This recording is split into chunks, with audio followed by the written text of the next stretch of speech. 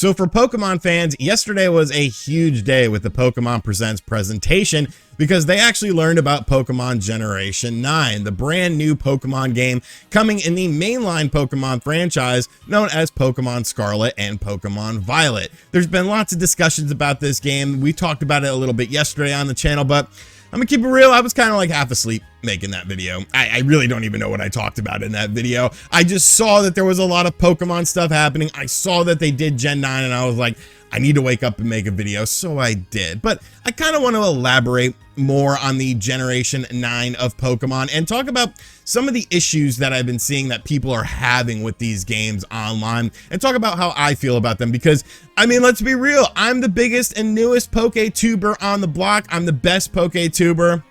All right, I'm not, but I'm probably the only PokeTuber who looks like he's gonna rob you. I'm not really a PokeTuber, but I want to be able to talk about these games because ever since Legends Arceus, like I'm kind of back into the games, you know, I'm kind of back into the lore, the franchise, because I liked what Legends Arceus brought to the table. And it seems like a lot of those things are being implemented into Pokemon Scarlet and Violet, but is that a good thing? Is that what Pokemon fans want? That's what we're gonna sort of discuss in this video. So I think the first thing worth discussing when it comes to Scarlet and Violet is the fact that, yes, we are back to 2 individual games. Now with Legends Arceus coming out, of course, that was just one individual game, but all of the mainline Pokemon games have always had 2 versions of the game. And the reason for the 2 versions is because of the fact that there's a couple different Pokemon that are basically locked to each version of the game. So that's why a lot of people will buy like a double pack. That's why Nintendo themselves releases a double pack with Game Freak's blessing, because of the fact that, well, there are certain Pokemon that you can only get unless you do trading and stuff like that with Pokemon Home, all that sort of stuff. But then there's the whole thing of what's going to be happening with that, whatever. I guess we'll cross that bridge when we get to it. But the fact of the matter is, I kind of don't like the fact that there's going to be 2 versions of the game. This is something that I could sort of get behind because of the fact that, well, it's like, it's a cheap cash grab. Like, let's be real here. That's the whole reason for this. There's really no benefit in buying one version over the other. It just comes down to which different Pokemon are in there.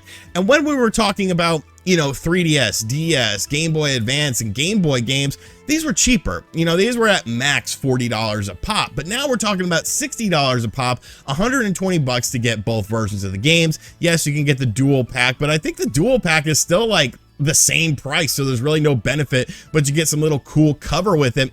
I don't know. I don't like the fact that we're still doing 2 separate versions of the game because we have already seen the fact that Pokemon Legends Arceus is one of the best-selling games of all time within the Pokemon franchise, and that only had 1 SKU. That only had 1 SKU, so I feel like you don't need to try and milk your fan base like a cow teat in order to get like the freshest milk out of that, because your fans obviously are going to buy your games one way or another, but by doing the whole dual pack thing, I don't know, it's a little bit suspect. The other 2 things, though, are a little bit more important, and they come with gameplay and graphics. So first, we're going to talk about the gameplay because this is something that I don't necessarily agree with the mass thought on. Now, there's definitely 2 types of Pokemon fans. There are people who love Legends Arceus and there's people who hate Legends Arceus. I've seen many Pokemon YouTubers because I watch stuff, you know, I watch random stuff on the internet. There's a lot of people who didn't like Legends Arceus because it sort of took away the restrictions of the previous Pokemon games and made it a more open thing. And when looking at Pokemon Scarlet and Violet, these are truly open world. This where, you know, at least with Legends Arceus, you had like your main hub, and from that hub, you would go to different areas and stuff. They definitely had massive open areas, but it really wasn't an open world thing to where those areas were like interconnected. So you could sort of travel between them. You would still have to go back to the hub world in order to change which area you're in. But everything we've been hearing about Scarlet and Violet thus far is the fact that this is truly an open world experience, truly an open world where you can go wherever you want, do whatever you want, see whatever you want. And yeah, maybe you'll be under leveled with the Pokemon that are in that region, but you know, it's kind of like that Breath of the Wild, that sort of From Software thing where you're going into areas that maybe you shouldn't go into. And it's obviously something we've seen a lot with RPGs as well throughout the years. There's definitely areas where there's stronger enemies where it's like, oh shit, I need to go ahead, I need to level up my characters. But a lot of people seem to not be too happy with the restrictions dropping because of the fact that, well, Pokemon games have always been very structured. They sort of added in things to make them feel a little bit different, feel a little bit fresh, add in the open world areas that we saw in Sword and Shield, things of that nature. But as far as a full-on open world experience, they've never done anything like this before. And this is Game Freak. Let's be real. Game Freak isn't really known for their revolution when it comes to gameplay. So how is that going to play into this game? How is it going to impact the overall arcing story, especially if it's an open world where you could do anything and see anything? Will there actually be a deep narrative? Because a lot of these open world games nowadays, they're kind of going into the more lore based stuff. You know, they're going into the well, figure it out on your own. You know, we're not going to throw the story right in front of you. I don't really care about Pokemon stories. It's like good versus bad, good versus evil. It's like who really cares? I guess you could do some twists and turns within that. But I do find it interesting how hesitant a lot of people are to this new open world aspect. Now, obviously, that will also impact the battle system. We haven't really seen the battle system. We haven't really gotten any sort of information on them. I'm sure we will as time goes on. But will it be more like Legends Arceus, or will it be more of a traditional turn-based style where, you know, you got to wait and stuff like that? I think the fluidity of Legends Arceus really made it very attractive because you could just jump in and out of battles at your leisure. Whereas with the traditional mainline Pokemon game, at least the ones we've gotten thus far, it's definitely been a lot more structured in the combat of the game. But of course, we have to talk about the main thing, the Game Freak specialty. I believe at this point in time, this is their specialty. And that's making a game that looks like, well, it doesn't look all that great. It doesn't look all that great. And Pokemon Scarlet and Violet obviously is an open world game. Obviously, it's utilizing the Nintendo Switch. It's only on the Nintendo Switch, and it still kind of looks like a game that belongs maybe like 2 console generations behind. I think there's some nice stuff here. You know, we haven't seen everything that the game has to offer.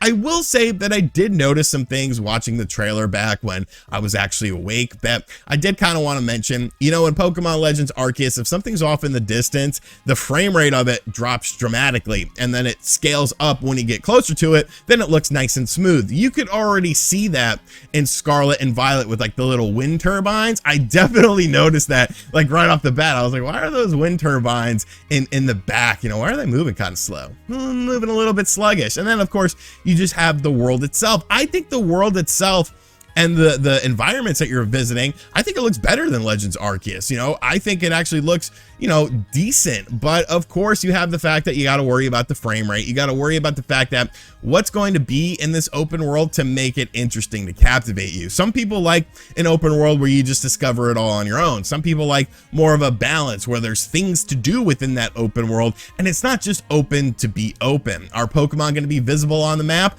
I think you have to do that. I think this puts Game Freak in a very interesting position, you know, not just with the graphics, but really with the gameplay and the overall thing, because so many people liked Legends Arceus, like me, who weren't Pokemon fans anymore, who gave up on the game, you know, years and years ago, and were just like, you know, I've moved on. The last Pokemon game I had played before Legends Arceus was Let's Go, and like Let's Go is a very casual experience. I just wanted to check it out because of the little Pokeball, which, I mean, Nintendo sold me that damn thing, and now it has like no point. Like nobody's using it. It has no reason to exist anymore. Maybe they'll put the Pokeball in Scarlet and Violet, but I think when it boils down to it, a lot of people are afraid, especially like diehard fans of like huge franchises.